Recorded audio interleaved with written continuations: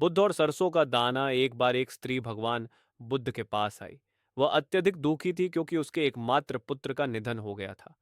उसने रोते हुए बुद्ध से कहा, भगवान, कृपया मेरे बेटे को फिर से जीवित कर दें। मैं उसके बिना नहीं जी सकती।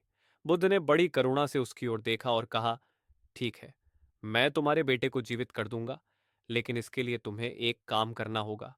स्त्री ने उत्सुकता से पूछा, क्या काम भगवान? मैं सब कुछ करने को तैयार हूं। बुद्ध ने कहा, तुम्हें एक ऐसा घर खोजना होगा जहां कभी कोई मृत्यु न हुई हो। उस घर से मुझे एक सरसों का दाना लेकर आना।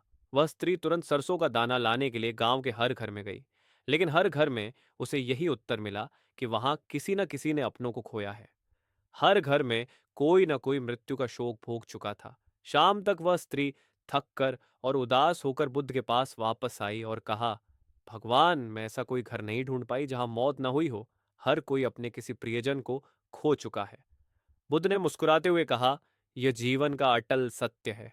मृत्यु और दुहक से कोई नहीं बच सकता, लेकिन यह दुख तुम्हें केवल तब तक जकड़ता है जब तक तुम इसे समझते और स्वीकारते नहीं। जिस दिन तुम इसे जीवन का स्वाभाविक हिस्सा मान लोगी, तुम्हें शांति मिलने लगेगी। स्त्री को उस दिन एहसास हुआ कि दुख जीवन का हिस्सा है। उसने रोना बंद कर दिया और भगवान बुद्ध के चरणों में प्रणाम किया। उसने कहा, भगवान, आपने मेरी आंखें खोल दी। अब मैं इस सत्य को स्वीकार कर शांति से जीने का प्रयास करूंगी। इसे हमें ये प्रेरणा मिलता है कि जीवन और मृत्यु दोनों एक ही सिक्के के दो पहलू हैं।